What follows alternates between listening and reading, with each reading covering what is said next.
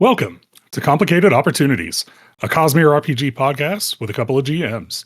This week, we're actually going to be joined by Dom Kelley, who is the head of game engines and mechanics at Roll20. Dom, I'll let you introduce yourself and tell us a little bit about whatever you want to tell us about. Awesome. Well, yeah, I'm Dom Kelley, and I am head of game engines and mechanics on the Demiplane sheets at Roll20.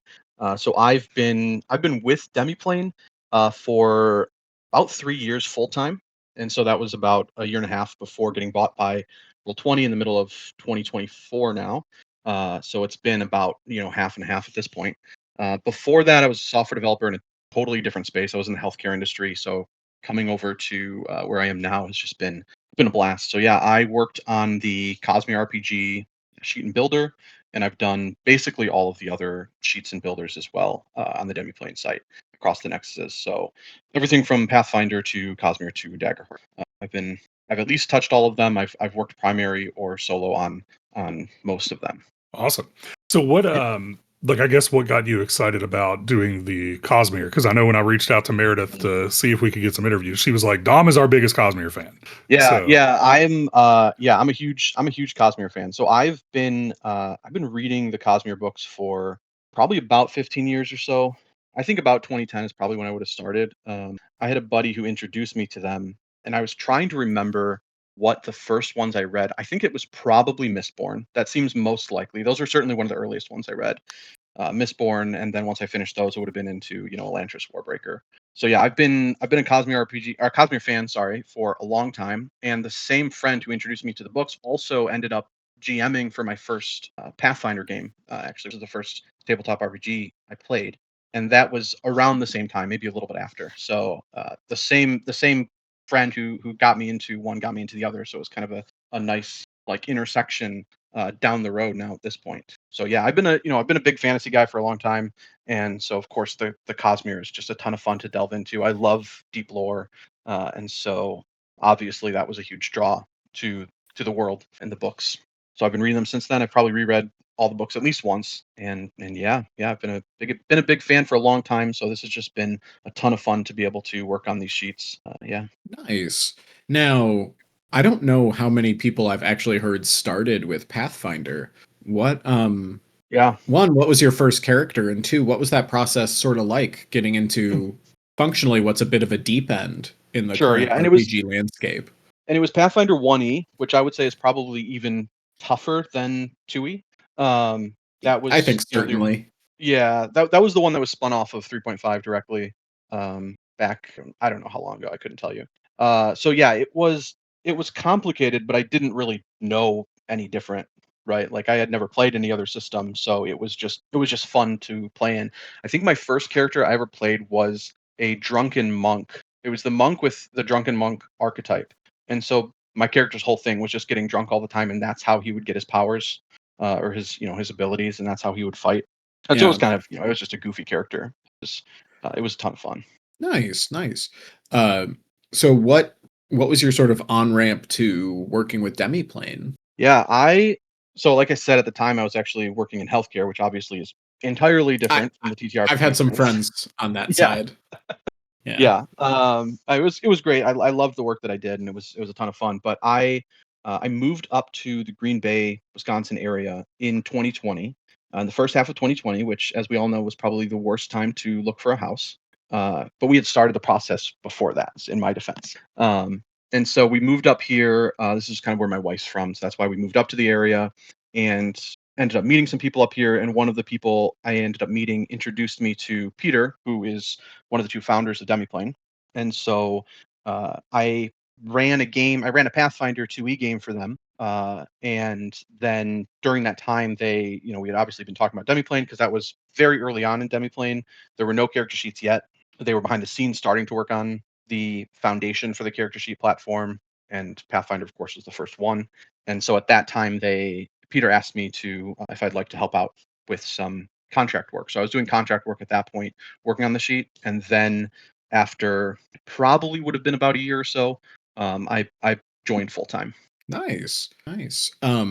So what was Demiplane before it had character sheets? Because I'll be honest, my first interaction with it was when they partnered with CosmereRPG. Yeah, absolutely. And for that's the Cosmere most Nexus. yeah, most people's are now especially going to be characters. So before it was the readers were still there, so you could read Pathfinder books, read through primers and search your listings and all that. And I think there would have been some 5e content. There would have been, I think, some of the World of Darkness, so Vampire and Hunter, up there at that time.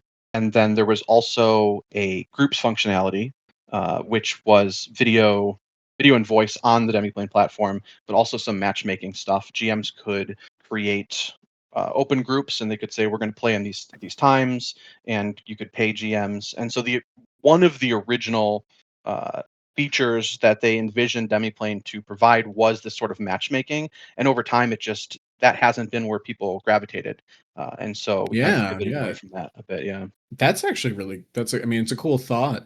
I yeah, My experiences with random matchmaking are like World of Warcraft and then shooters, and I cannot yeah. imagine It's tough. It's tough. TTRPGs working Yeah, and I for think one that. of the Yeah.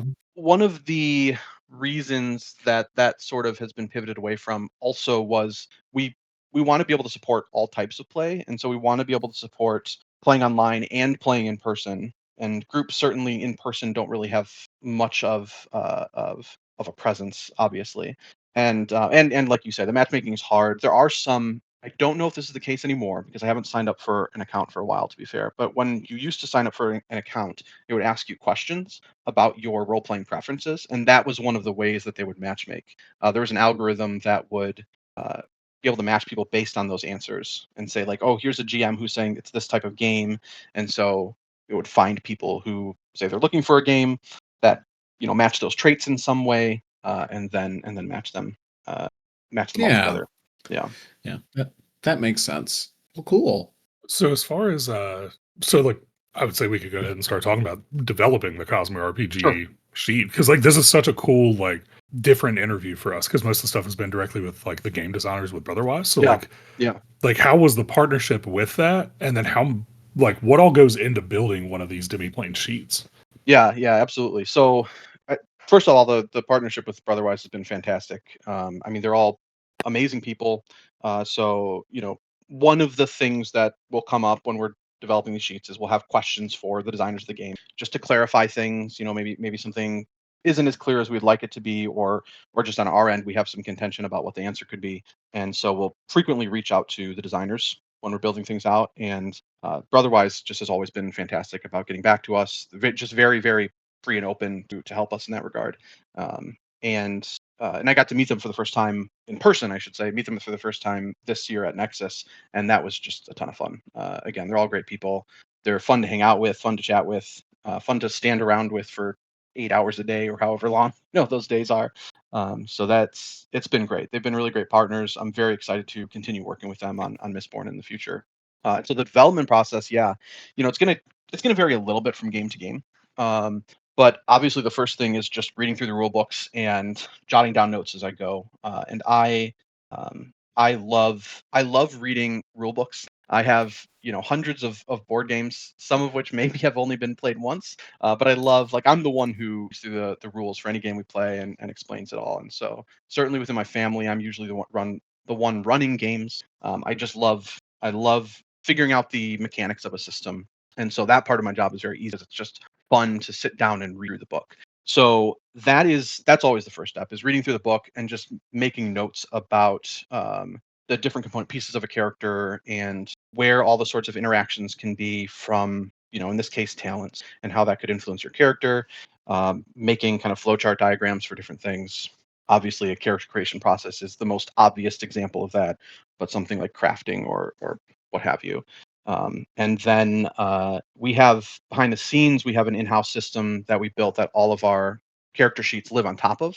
And so we have it's essentially a custom visual programming language that is how we build out all of our sheets and builders. And so that's what I work in.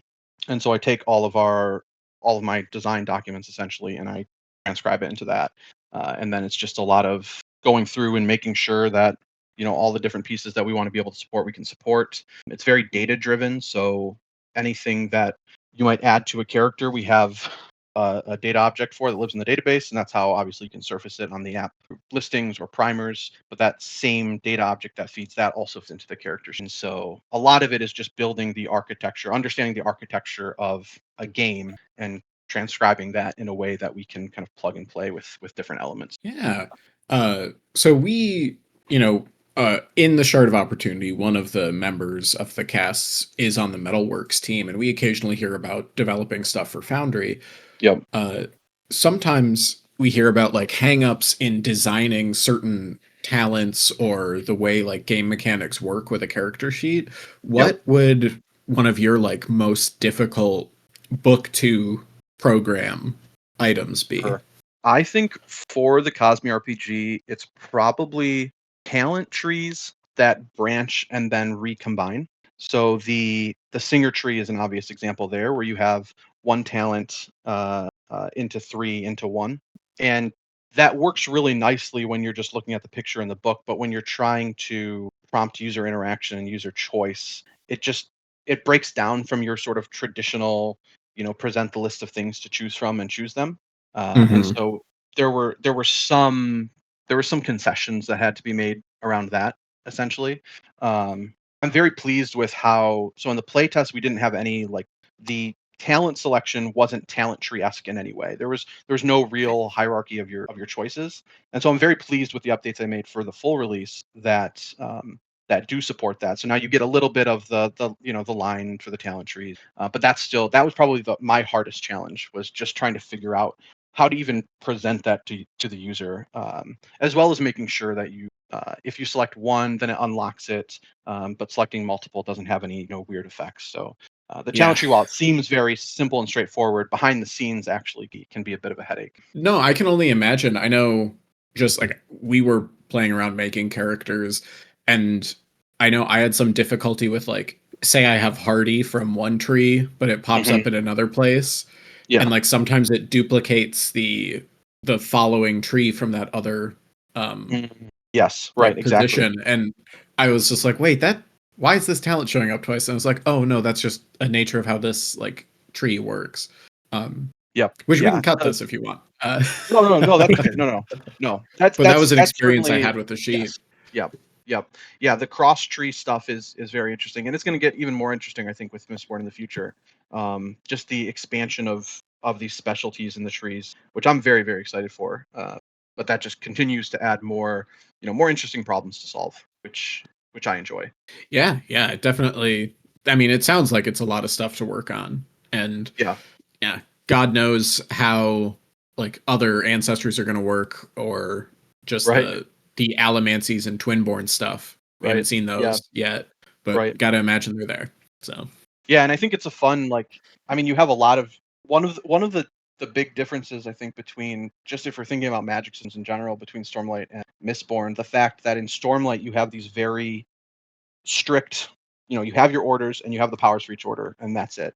Whereas in Mistborn, it's all, you have your Mistborn, Misting, Faring, Ferochemist, Twinborn, and any of them with any of the metals, right? And so you just explode in the complexity there. I'm sure I could do the math if I actually sat down and did it, but man. I think it's because it's 16 metals per, so 16 by 16. But then you also have Twinborn thrown in there. I heard someone say there's like a potential of 300 plus combinations. Wild. Because you can do the Twinborn, and then you've got to figure out, okay, how is like my steel Feruchemy going to interact with my chromium allomancy, or whatever the different metals are. So like that's where it can get ridiculous. And then you also have a Mistborn and a Feruchemist that have access to 10, anywhere from 10 to 16. So I do not envy you having to figure that out. I'm not gonna lie. Well, certainly, I mean, you can imagine that it's probably going to be a different, the current setup of, you have an element, a primer for every single path, or for every radiant order. Like, that's going to need to look different necessarily, because I mean, no one wants to search through 300, like which specific metallic art user do I want to be? I'm not going to search through 300 options. So yeah, I'm excited for that challenge in designing. And these are just the sorts of things that come up, like, as you read through the books, right? That how do you support this? And obviously we draw inspiration from how it's presented by the designers in the books, and we try to use that inspiration as much as we can when building out the character sheet and the character builders. That's awesome. What was the easiest part of the character sheet? Ooh, that's a good question. Like the thing that just immediately clicked. I think we've done a lot of one of the nice benefits of our system is that when things make sense to pull forward from other systems, we can do that. And so, overall, the attributes and skills, the way that they interact with your character sheet are very similar Very to something like similar. Pathfinder, right? Yeah. And so it's really easy to just say, yeah, we know what that is. We can pull it forward, as compared to something like Vampire, which is another fairly popular system where you, instead of rolling a d20 and then adding a number, you actually roll a number of dice based on your skill. So if you have a skill of 3, you're rolling 3 of the dice plus, if your attribute's 5, another 5. And so it's just a very different system when you're pulling that forward as opposed to something like this. Much more straightforward, easier based on our previous stuff. So I think that's probably one of the easiest, nicest benefits of being able to reuse some of that stuff. Yeah. How hard was putting in proprietary dice like the plot die? The plot dice wasn't. It is just a difficult. reskinned D6. It's reskinned D6, which was nice. Yeah. So it's not actually too bad. I mean, basically we say, we want it to roll as if it's a D6, and so when we get the information back, we're going to get one of the 6 results, and then we can just map those to, adding nothing, adding 1, displaying that it's an opportunity. So it's not too bad. It's certainly a little bit of work beyond the normal amount of dice, but it's like you say, it's not too bad. And who do I bug at Roll20 to get a custom macro for like /roll plot die? That's a question. That's a great question. I do know we do have a lot of ongoing work around more and more Roll20 and Demiplane interactions, especially with macros. And so that might be one. Because it works great from the sheet like when you load in the character from sheet. The sheet, yes. It works fantastic. And it even like pops up in the chat, but I've been a long time Roll20 user, so I'm very used to just like typing out /roll whatever dice I want in the modifiers. And yeah, it'd be great if I could just have something that's like, oh yeah, this is the plot die. Roll it. Yeah. Well, that is, I'll tell you, that's an excellent note, and I can take that back. I have plenty of opinions. Some of them are good. Yeah, I have been super impressed with. I'm in the Demiplane Discord, like how much you guys are constantly searching for feedback and, hey, where's a bug? Like, because I just had the one where the character sheet wouldn't save. Mind you, I think I've got it fixed, but but it's cool just that like you guys are just immediately like, hey, on it, yeah, I'll pass this on to whoever. Like, it's just a really cool. That's probably been my favorite thing coming into the TTRPG space, because I work in a very corporate America job. And sometimes getting an answer is not the easiest thing I've ever had to do. And with you guys, Brotherwise, even Dragonsteel to an extent, I could just be like, go to somewhere on the internet and be like, help, and someone will get back to me. It's pretty sweet. Yeah, we have a lot of being able to talk to a real person. Yes. We have a lot of really great people who will answer questions on Discord. I mean, Meredith, who's our social media person, like, she is fantastic. And so she does marketing, and she's just great. And she's everywhere. I don't know how she does it, but yeah, it's great. I mean, every single person is amazing. Yeah, I think I ran across Meredith just in Reddit randomly. Oh yeah. And that was how we all got connected. Nice. So nice. Yeah. Awesome. So how does that ongoing go with a system like the Cosmere? So like where they have the plot weaver built in. So then as the different magic systems come out, like how much does that make your life easier? That, hey, like the core system is the same for each magic system that gets added. Yeah, it makes my life a lot easier. Certainly there's going to be challenges, just like we say. I mean, obviously the way Radiant Orders and Mistborn Mistings and Fairings and Fair Chemists work is going to be different, and so there's going to be development work there. But the fact that the underlying system, I don't have to worry about changing how your stats work, changing how your defenses work, and all of that, and all of our elements, weapons and armor will be the same. They'll just have different stats and maybe slightly different, new custom things like firearms will probably require some little bit of custom work. But it means that we can focus on the things that make the different settings different, which I'm really, really excited about. I mean, we can focus on how do we present the metallic arts, how do we deal with your vials and your metal mines and those sorts of things, as opposed to needing to worry about all of the fundamental underlying stuff behind the scenes. Now, certainly there might be some tweaks to that as books come out, and it's, oh, if you're using this setting, maybe this works a little bit differently. But it's easier to come in and modify those things once they're already in place, as opposed to having to build it all from scratch every. And we do have other sort of similar cases of this, like with Pathfinder, Starfinder, which now behind the scenes are the same. It's the same logic that's driving both of those nexuses, and it lets us do things like pull in Starfinder stuff into Pathfinder and vice versa. And so we have some experience there. Now the difference is those are two separate nexuses, and for all the Cosmere content, they all will be in one nexus. So it's a little bit different. But we've explored some of that area, I suppose, before.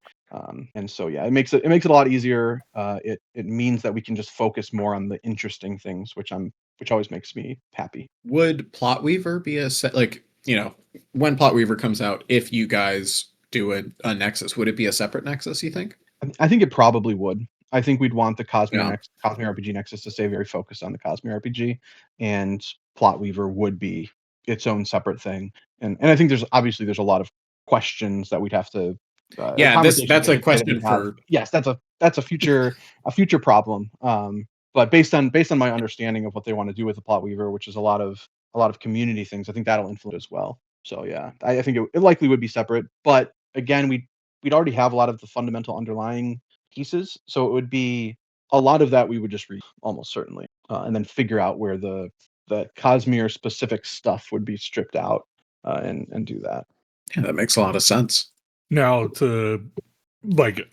I'm good with moving away from work talk and just being like, hey, like what's been your most fun thing? Like, we got to watch Irving and I both watched the playthrough you guys just did with you and Hayden and Brooke. How much fun has it been as a Cosmere fan to jump into the RPG and just play it? Oh, yeah, it's been a ton of fun. I mean, admittedly, I mostly run games that I'm in. To be fair, I actually am running. I have one. It's on hiatus right now, but with one of my friends and his kids. So his boys, who are, I'd say around like 11 or 12, and so they're kind of exploring the TTRPG space for the first time, but they love the Stormlight books, and so it's great. So it's just so much fun to see this world help these boys like learn how to be creative and storytell themselves in a world that they all know really, really well, and have a lot of fun in and love. And so yeah, it's really fun seeing that side of it. I mean, getting to play with Merrick. Merrick's a fantastic storyteller, and getting to play in that game was a ton of fun. And I love the lore of the world, and so digging into the books just for that alone is a ton of fun. And I feel a little bit like, ooh, I get sneak peeks at these things because I get to see the books before they're out, and getting to see what the ideals are and things like that was a ton of fun. And so I'm looking forward to that with Mistborn, and just getting to see the fun little things that the Brotherwise team is able to add into the worlds, which now are canon, which is just really cool. Like, that sounds like such an awesome thing to be able to do on their end, and then getting to see the fruits of that is just so fun. Were you plugged in enough that you were part of the excitement of the RPG kind of revealing all the armor spren? I'm not super online. Oh, I don't know that. Okay, good. Yeah, it might be a bit of a terminally online thing, but we were all super hyped that the like RPG books gave us a look into like, oh, these are the armor spren for this Radiant Order. Oh yeah, and I mean, now it's like, I did love reading that. Yeah, absolutely. Yeah, right.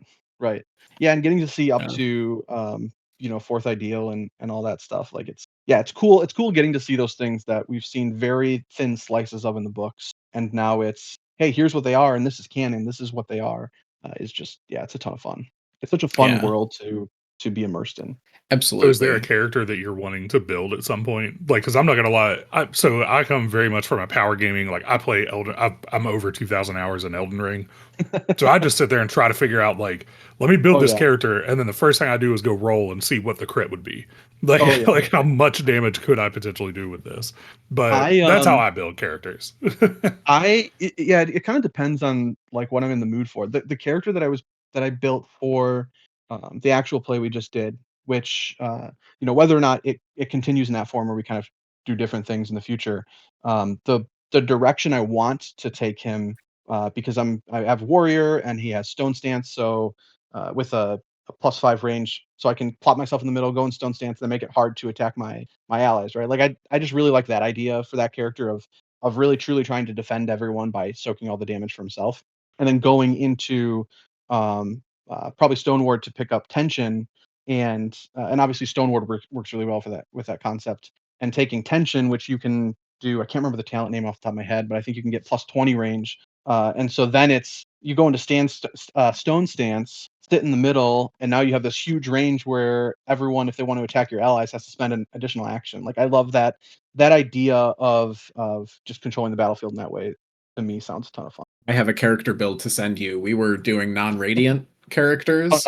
nice. And that was the build was like I called it the captain of the guard, and it was just I want to make the most difficult to attack around person.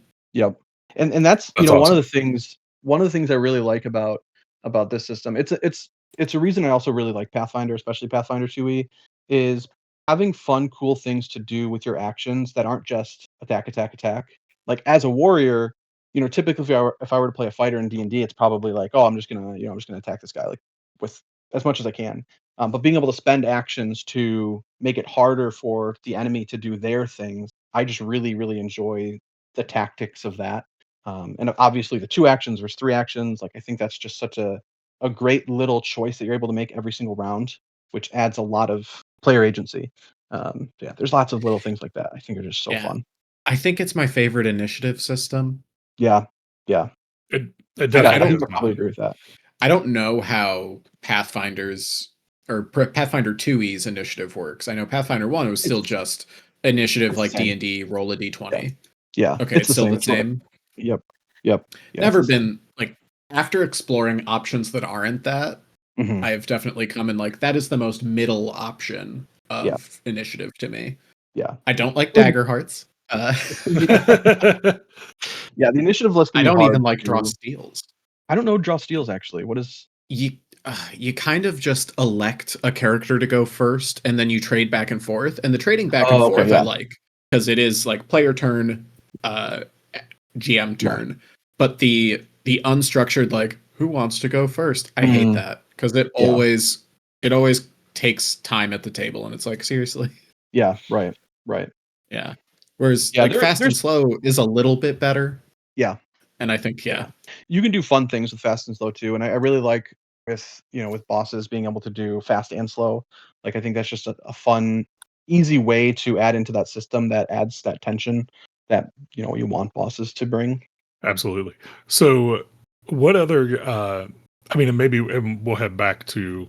I just had to get that out of my system, but we'll get back to Demiplane a little bit. So, like, what are your favorite things looking forward to, either with Mistborn or just, and it can be any other system as well. Like, does not have to just be Cosmere, because I am absolutely fascinated about all the different sheets, how much you have to know about all these different rules. Like, I do not have the capacity for that, so like, I am super impressed by it.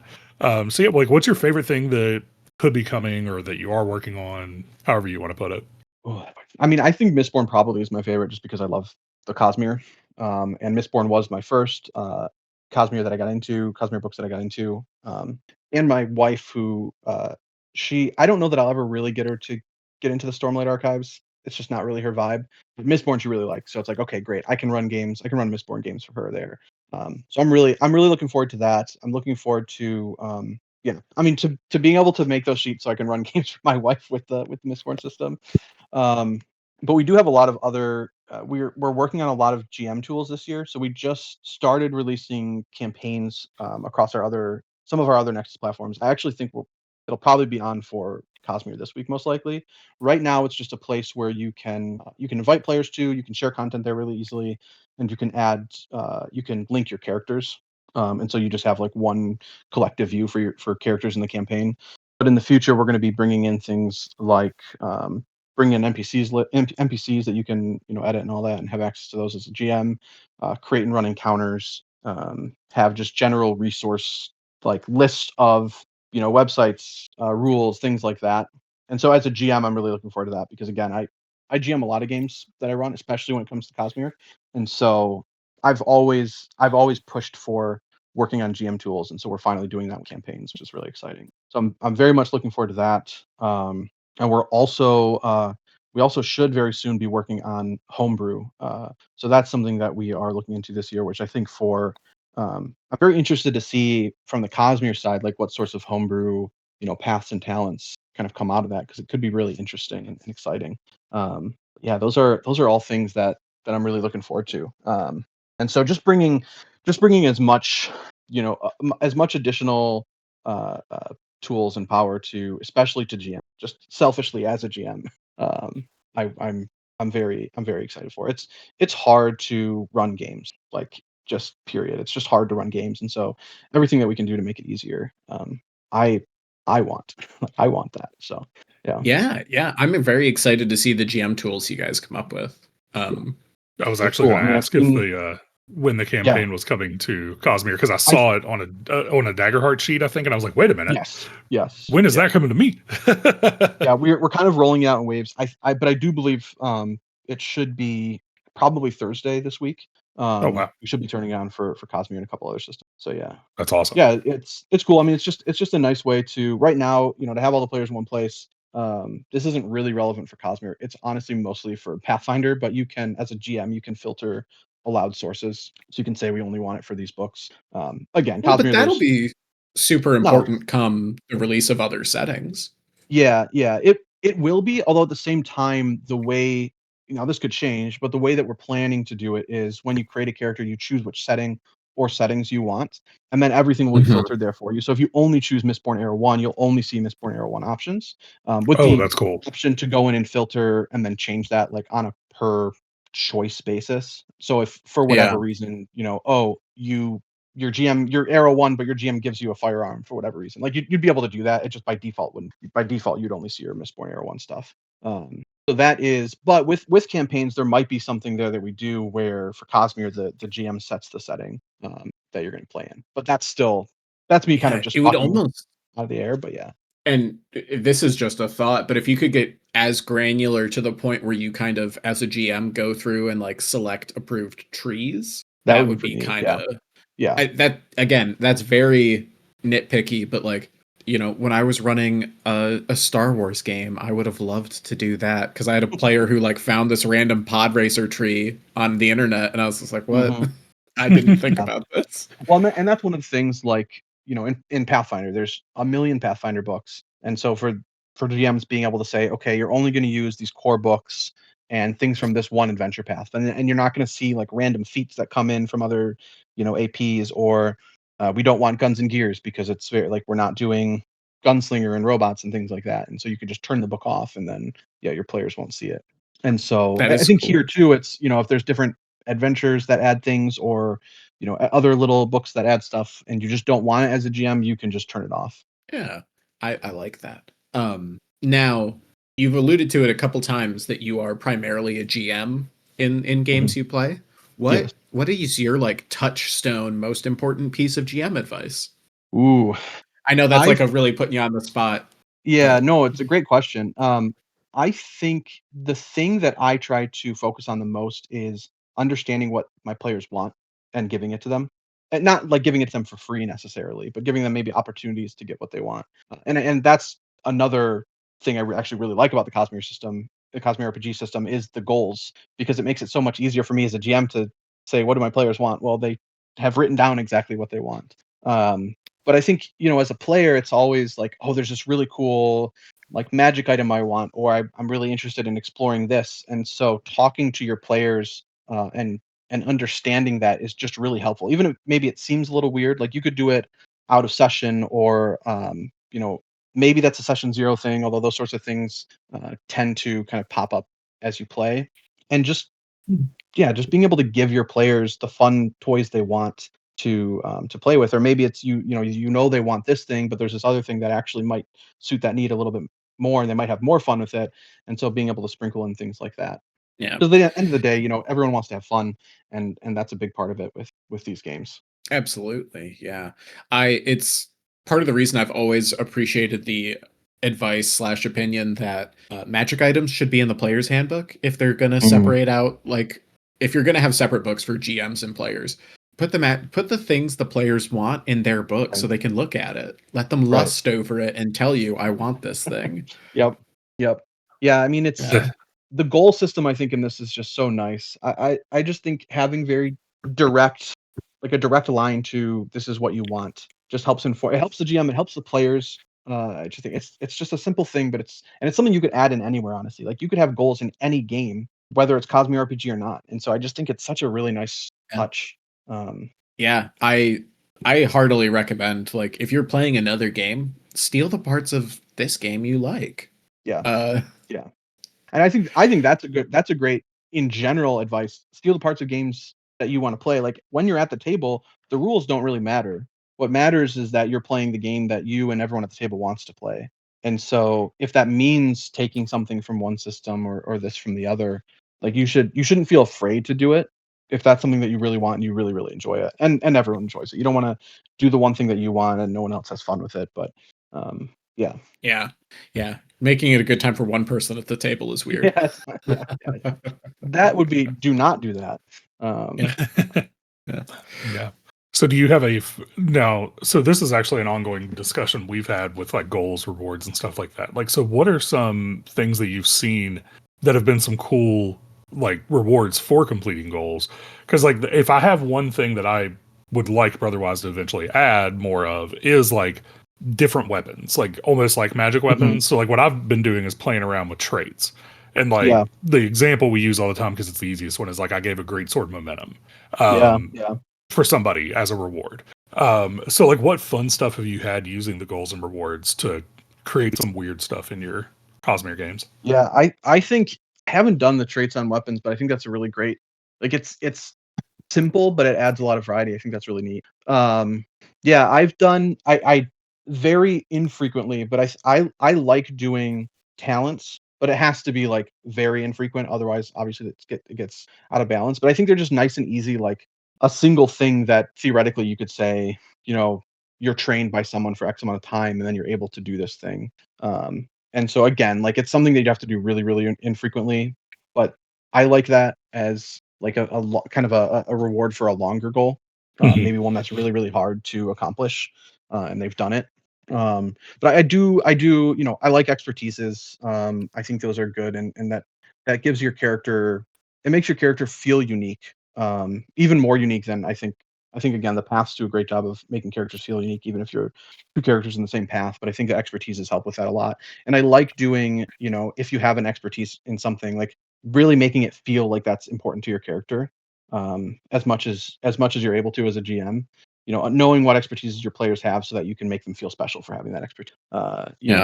Like they just know information or they have a contact because of that. Like, not having to roll because of the expertise. It's just, you just get that for free. Right. And so trying to make it pop up in places where you can, not overdoing it, but I'm running my first long-term campaign right now.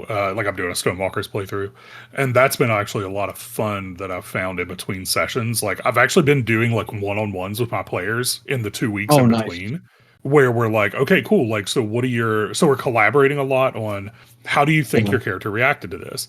And like two of the players are very open to like, I'll be like, have you thought about taking it this way? Like your player reacted this way to this. Don't forget that. And like we actually have one guy who like we're getting ready to play chapter 3 who's completely the conversation we had, he completely changed the direction he was going based on that conversation. Literally changed what talent he was taking next and like what questions he was going to ask other players. So like that advice you mentioned just made me think of that. I was like, that's a really cool, really good. I think that's where the narrative elements of this game can be really cool. It's not just about like, well, what's the next talent that I want to take? Right. It's, well, what talent makes sense because of the way my character reacted to that. So it's just been a fun way to think about stuff. I'm sorry, Irving, I think I interrupted you there. You're getting ready to ask something. No, I was just going to say, how much do you let expertises auto succeed? Because I know that's a thing that's in the the pre-published adventures. They always recommend like, if you have this expertise, they just know this piece of info. I like to give advantage with expertises because rolling dice is part of the fun. Yeah, I think it depends on the group. Like if the group really likes rolling dice, then let them roll dice. But I do. I mean, it does feel bad sometimes when it's like, if it's something I think reasonably they probably should know, they know it. If it's maybe some more esoteric bit of knowledge, or it's something to do with technology long lost, right? Like you maybe know it, like maybe you read about it somewhere, then it would probably be a roll. I don't really have any hard or fast rules there. I think it's more that just the good old by vibes. Yeah, it's very by vibes for sure. But I do like just, hey, this information, and telling them that they know it because of the expertise that they have, so that they know as a player, like, oh yeah, this was a choice that I made, got me this. It wasn't just if anyone asked, they would know it. It's specifically because I asked. Yeah, I think oftentimes I say you are able to roll because of your expertise. That's also great. Yeah. Yeah. I think that's important too sometimes. Again, it depends on the game. Like I've been in games before where we can roll for anything and it's just fun, but it's also ridiculous. But knowing when to say you just can't roll for this because you wouldn't know. Like there's no point in wasting a roll. You're going to roll and I'm going to tell you no. That's not fun. Yeah, the barbarian getting the natural 20 on the esoteric arcana check. Yeah, right. Exactly. Yeah. Yeah, while the wizard rolled a 2. Yep. Awesome. Everyone's been in that situation. Oh yeah. All right. Well, I just have one last question from me, and then if there's anything that comes up, it does. If not, we'll close out the interview. My last question is actually from a GM spot. So you've GM'd all of these other systems. You said Pathfinder was your first one. I'm assuming you've played a lot of them. Have you had to build the sheets with them?